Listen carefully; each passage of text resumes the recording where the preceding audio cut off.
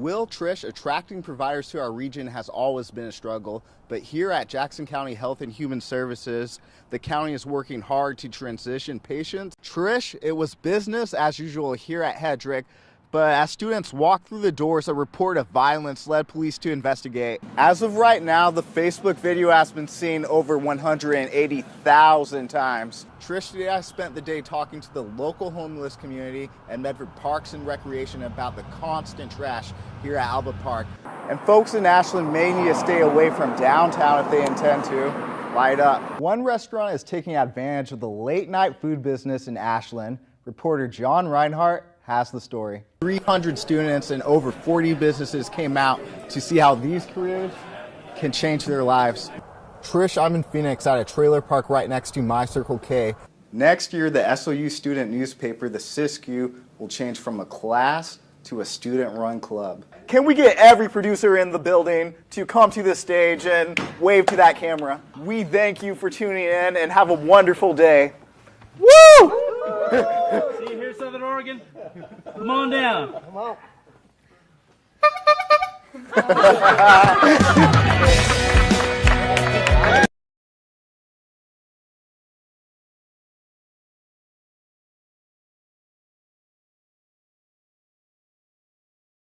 Yeah, you're scanning all the time. You just can't help it.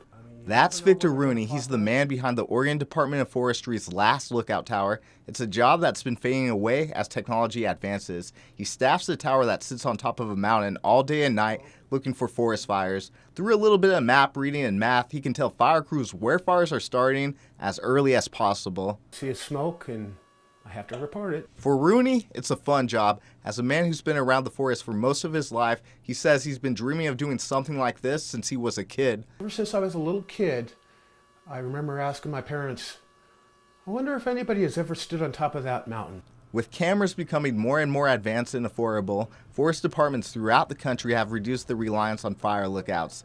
Rooney says he's proud to be one of the last. Well, it's kind of sad, but it's just progress. You know, it's just the way it is, and that's technology. It's kind of the end of an era. I hope it'll last a few more years, but I feel very good that at least I was part of it. After a long day of work, he can still say he loves his job every day. I love the view. I like the people I work with, and I feel like I'm doing something positive. With your connection to the forest, Alexander Mesadieu, News 10.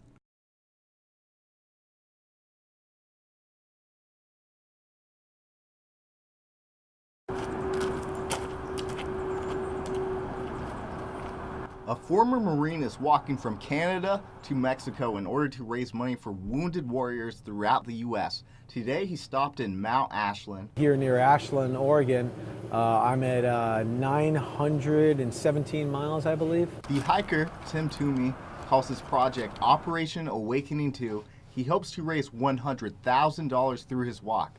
100% of the proceeds will go to the Injured Marine Semper Fi Fund at Camp Pendleton, California.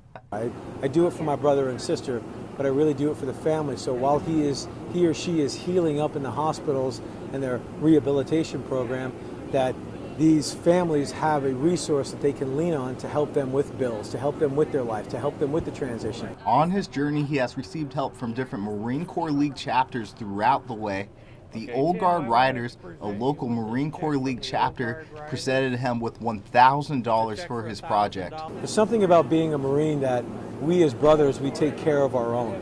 And I think that's what we're seeing here, is that one Marine's effort to try to raise awareness and funding for those coming home has garnered this massive support and output of other Marines and sailors coming out to greet me. So the support has been absolutely phenomenal. So far, he's raised $40,000. At the end of the journey, he hopes to personally hand deliver all the money that he raises.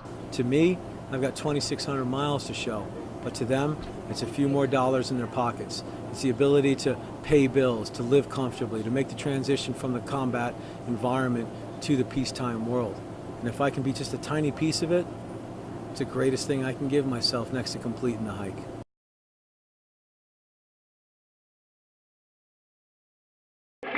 Travel cannot gain lodging in the motels or the highways and the hotels of the city.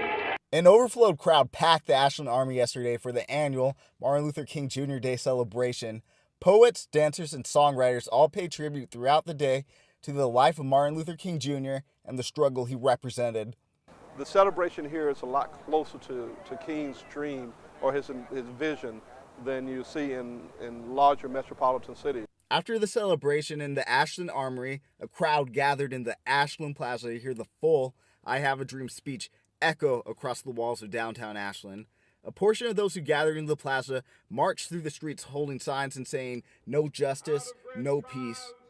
After the "I Have a Dream" speech ended, some chanted, "Black Lives Matter." I think he would have been in support of a lot of what was going on. I think in the sense of, King was in support of even the Black Panther movement at the time. After looking back at 2015, a year where groups like Black Lives Matter held protests all around the country, one has to ask, nowadays, are we living the dream of Martin Luther King Jr.? For many, the answer is a tough one. I don't think we're there yet. I don't think there was really I don't know if you really say there's a definitive time or place that he had to say, here, the dream's over, because at any point in time, when you get to one point, well, then you want to improve. You want to keep going. You don't really want to stop. This was the 27th annual Martin Luther King Jr. Day celebration. If Martin Luther King Jr. were alive today, he would be 87 years old. Reporting from Ashland, this is Alexander Mesadieu. Back to you.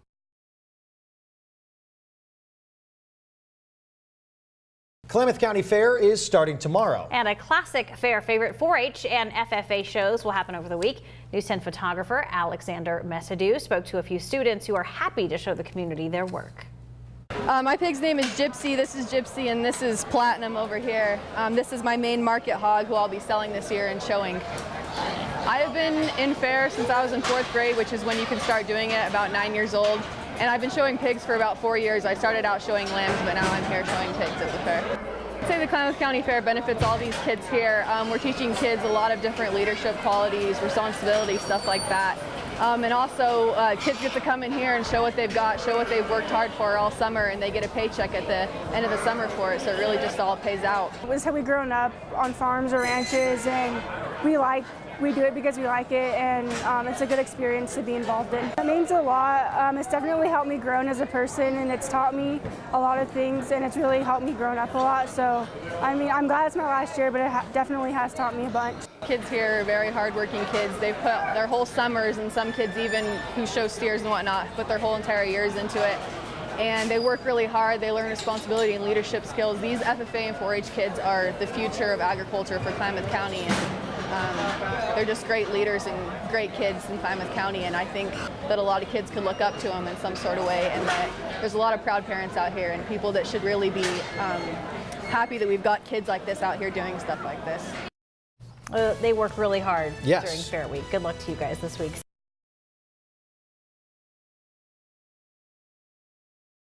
And today was Juneteenth, a holiday that celebrates the emancipation of slavery in the United States.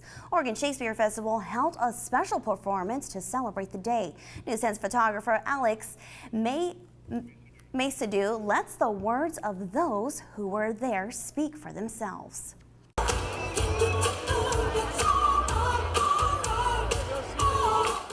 Juneteenth is a nationally celebrated commemoration of the end of slavery, and today here at OSF we are celebrating Black Joy. This year's theme is For Us, By Us. When we say for us, by us, we don't mean us as in only people who are brown. We mean the us that is the community, our allies, our family. That is what we mean, for us, by us.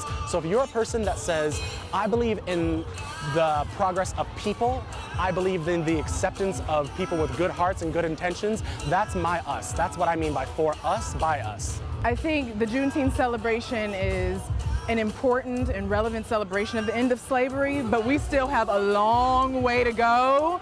And Juneteenth is a reminder that there is still work to do, because a lot of things have happened over the past year and beyond that to our brothers and our sisters.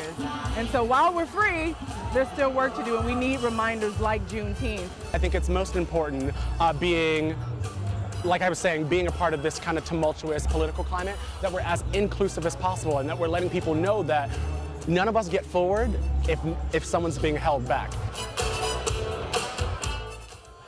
The wonderful thing about theater is that it brings people together who otherwise would not have the opportunity to engage with one another. And so by seeing the show together and then sitting and having a meal with one another, for people who don't look like you or maybe people who do, and discussing our current climate, discussing the show, and remembering that intrinsically we're more alike than we are different. So it's important to have that conversation. This is a show, but it's more about community building.